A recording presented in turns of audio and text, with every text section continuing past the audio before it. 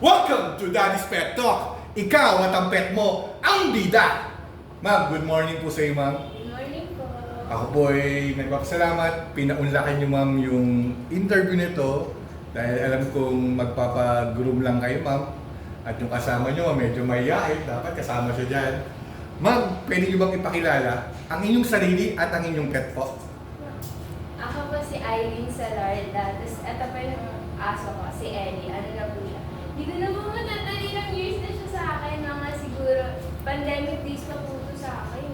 Mga 15 years old po or 14. Regalo po siya ng tita ko sa akin. Pandemic baby. Opo, pandemic baby. Ito, masarap na Kaya ito. mahihain siya. Talaga? Opo, pero pag ano po, na-approach naman po siya ng maayos. Okay naman po siya.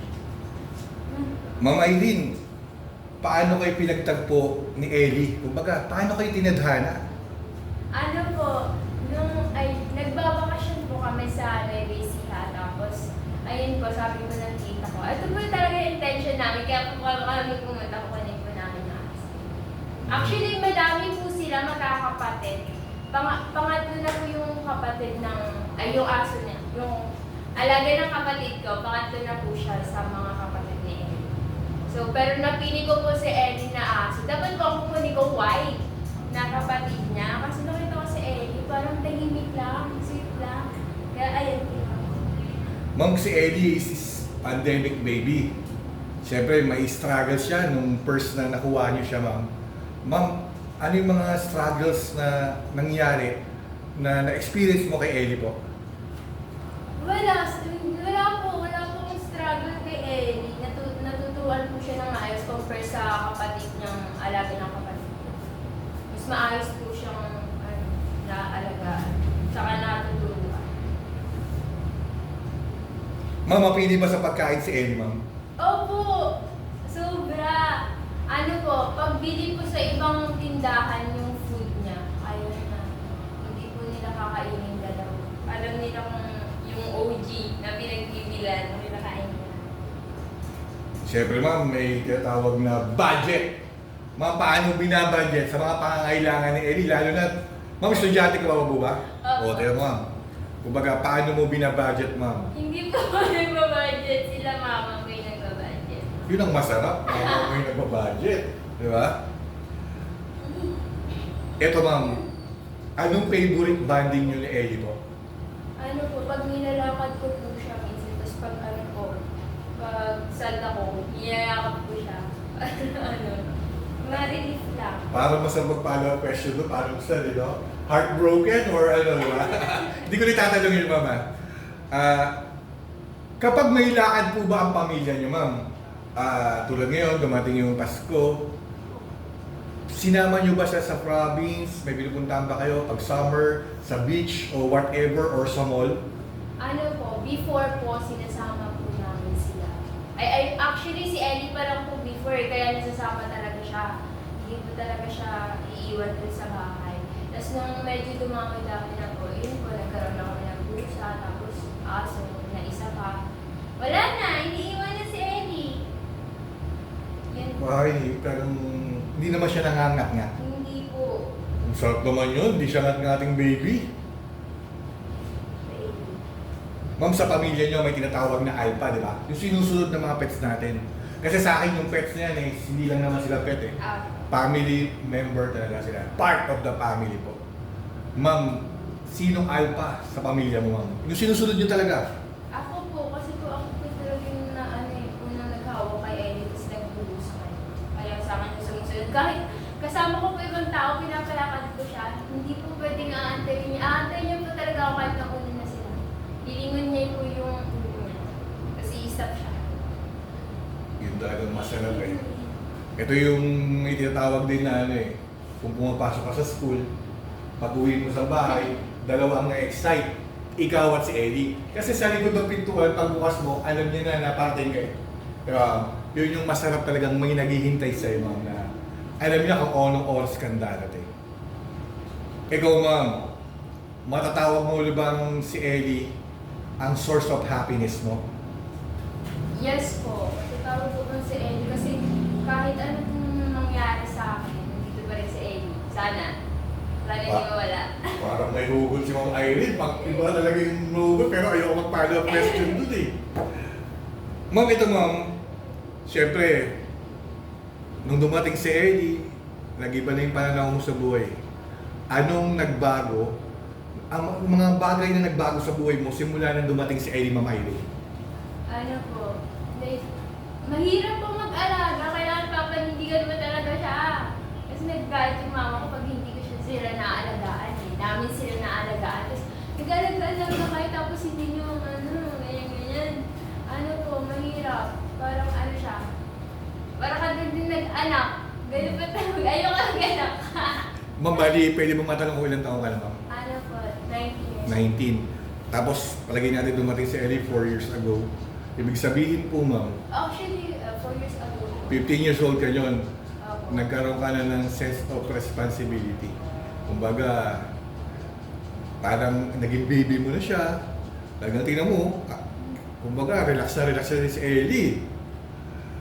Eto ma'am, syempre 5 to 10 years from now, 9 years old si Ellie or 14 years old na siya. Anong gusto mong i-message kay Ellie 5 to 10 years from now? Ano po, like, mabuhay lang siya, maging healthy. Tapos, huwag na kami iiwan. Yun lang po. Yun talaga yung mga message talaga ng mga poor parents na gaya nyo na bata talaga eh. Kumbaga,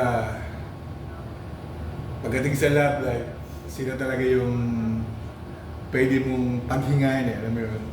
Ayaw mong i-share yung mga bagay-bagay. Pero yung mga pets natin, alam nila kung malungkot ka, lalapit at lalapit yan. Ramdam na ramdam nila kung meron kang nararamdaman. Ma'am, ito po. Siyempre, balikan ulit natin yung 5 to 10 years from now. May work ka na nun eh. Diba? Anong may papangako mo naman kay Baby Ellie? Babawi lang sa akin. Paano pagbawi? Kwento mo naman paano pagbawi? Magtutour ba kayo sa Japan? Bali, saan mo siya balak dali? If ever na gumanda na yung work mo, gano'n.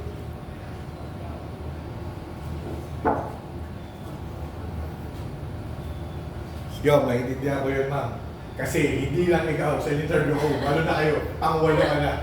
Na siyempre, kahit anong mangyari, ayaw rin naman nating mawalay.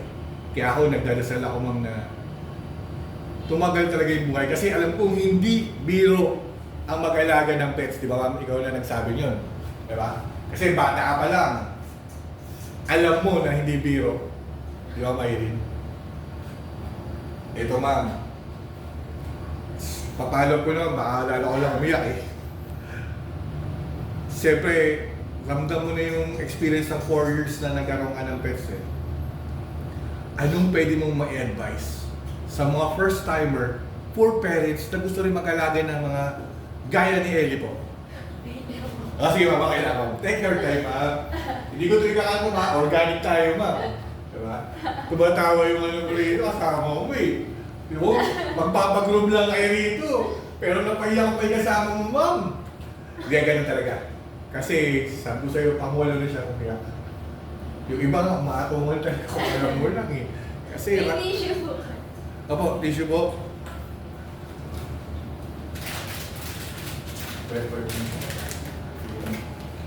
O yan ha, makikita siya. Yan yung kasama ni ma'am.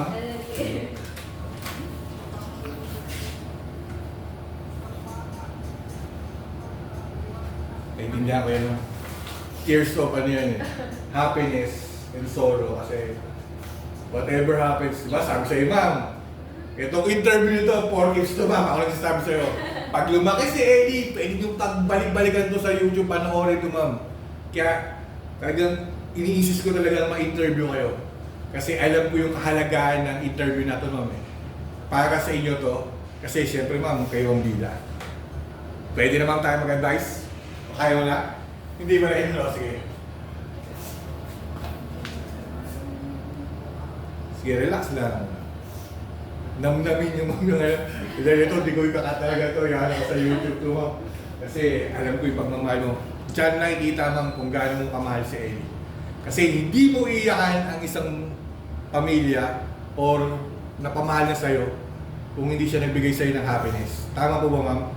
Parang love life, di ba? Ano ko lang po sa kanya, nagawin lang po. Yun lang. Yun. Ma'am Irene, anong pwede mo ma-advise sa mga gustong mag-alaga rin gaya na yun? First timer, lalo na yung 15 years old ka, nung bata ka, yung mga gusto rin mag-alaga ng mga bata, lalo na ngayon, mag-New Year, naku, gusto nilang gift. Pet eh, talagang Actually, pang ilang aso ko na po siya. Pangalawa.